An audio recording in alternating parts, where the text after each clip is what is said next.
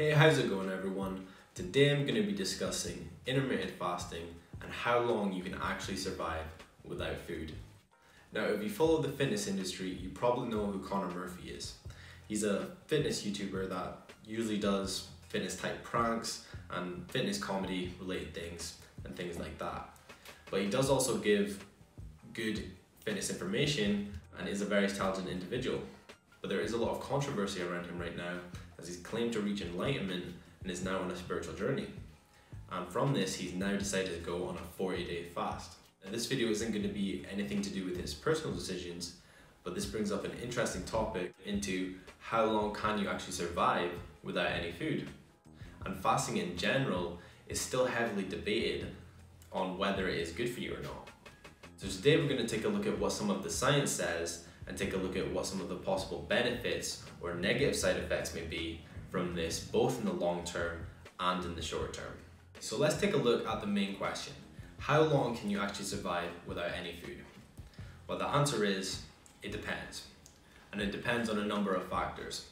But taking a look at this one study, they concluded that without food or water, you can survive from 8 to 21 days. And if you have an adequate water supply, you could survive up to 2 months. Now that's a lot longer than I first suspected. I thought that you could survive, just a few days without water and maybe up to 2 weeks without food. So that's a lot longer than I first expected. And I imagine that most people would have thought roughly the same as I did, because that is quite a long time.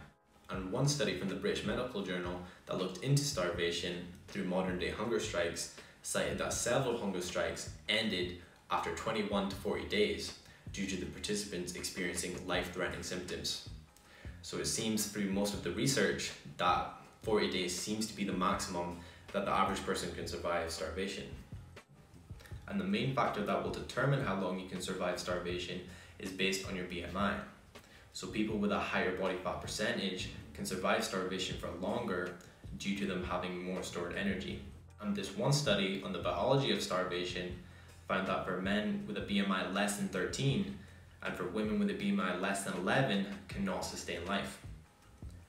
Women tend also to be able to survive starvation for much longer due to them having a higher body fat percentage than men. And according to the British Medical Journal, they concluded that people of a normal weight will lose a much higher percentage of their body weight and muscle tissue faster than those who are obese. So based on this evidence that we have into starvation, it's going to be interesting to see how Connor fares moving into those later days of his fast, as this is when you'll start to see the more severe symptoms.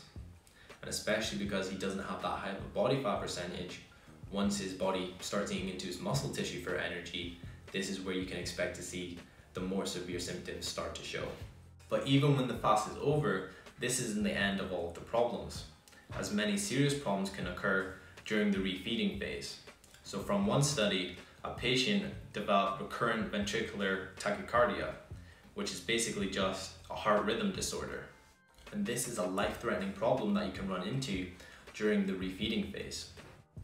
So now we're going to take a look at intermittent fasting in general, as it's still a heavily debated topic. Some people see it as unhealthy and others say it's a miracle diet. So today we're going to take a look at what the science says and see if it does live up to the hype. Now there are a few different kinds of intermittent fasting that you can do, but the most common ones are alternate day fasting and time restricted eating. So alternate day fasting is where you eat your regular diet for one day and then on the next you would fast. And you would repeat that pattern throughout the week. And with time restricted eating, you would eat all of your food within a specific time period and then you would fast for the rest of the day. So the first two studies we're going to look at were done on alternate day fasting on obese participants. So taking a look at this first study, the objective was to examine the effects of alternate day fasting that is administered under control compared to self-implemented,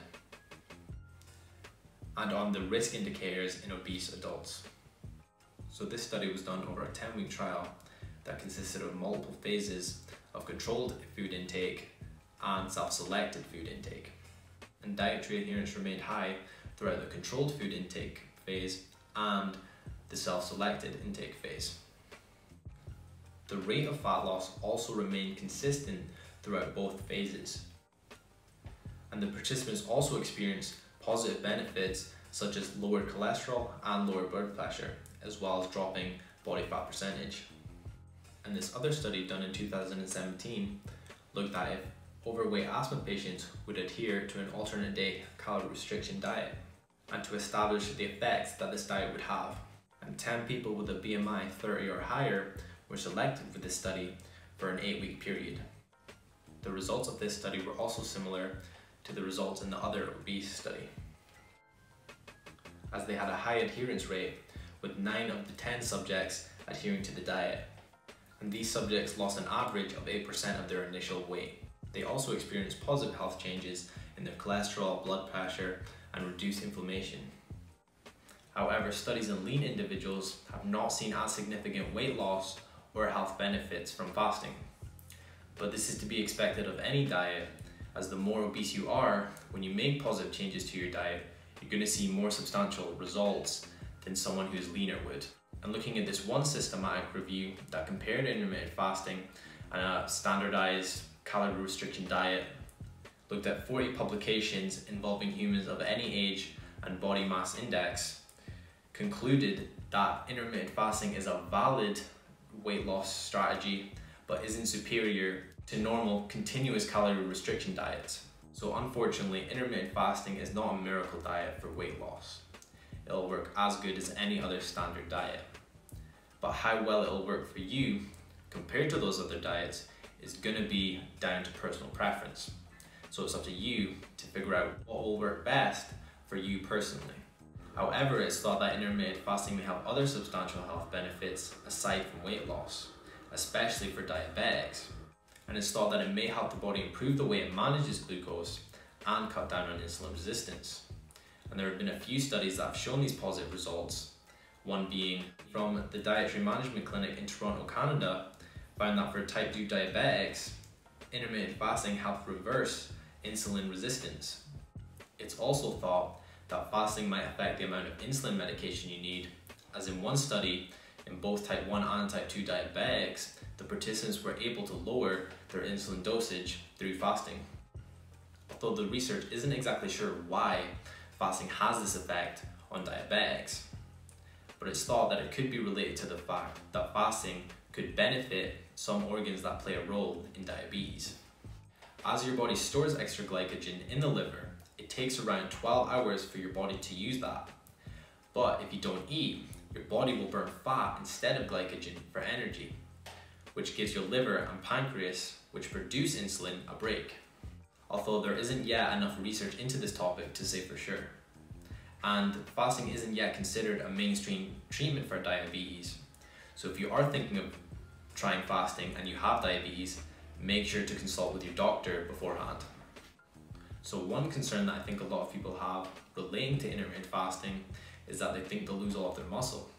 But this thankfully isn't the case. So based on this one 2006 study, it was seen that even up to 40 hours of fasting didn't significantly alter negative regulators of muscle mass. One argument against intermittent fasting comes from a 2013 study where they compared quantity and timings of protein ingestion. And this study found that consuming 420 grams of whey protein elicited greater muscle protein synthesis than 2 servings of 40 grams and 8 servings of 10 grams. So if optimizing hypertrophy is important for you, then fasting may not be the best option. However, for the average individual, I don't think that it would make that much of a significant difference whether you fasted or not in terms of muscle growth. Another argument against intermittent fasting is that it's not considered healthy for teens or adolescents. So if you are a teenager, it's not recommended that you do any fasting at all. So all in all, intermittent fasting can be used as an effective weight loss strategy and be used to improve overall health. However, it isn't going to be for everyone. And the main problem I see with most people trying to lose weight is that they end up just jumping to the newest fad diet that they hear about, thinking that it's going to be a miracle and that weight loss is going to be really effortless. But unfortunately, no diet exists that is like that.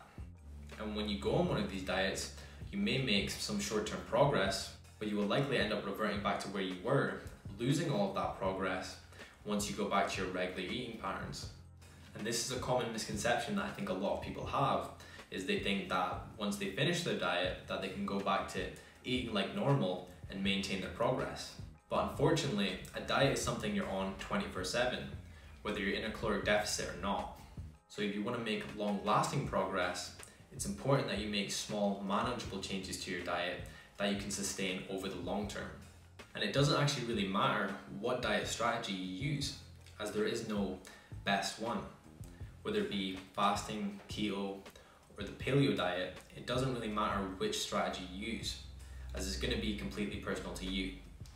And simply the best diet strategy is the one that you can adhere to in the long run. So I hope you enjoyed this video and found it helpful, and make sure to comment down below if you do fasting or what your favorite diet strategy is. And if you're interested in reading any of the resources I mentioned in this video, they'll be linked down below in the description, along with Connor Murphy's channel. So if you want to see his perspective on this 40-day fast and hear from his side, you can check that out there. Thanks for watching, and I'll see you in the next one.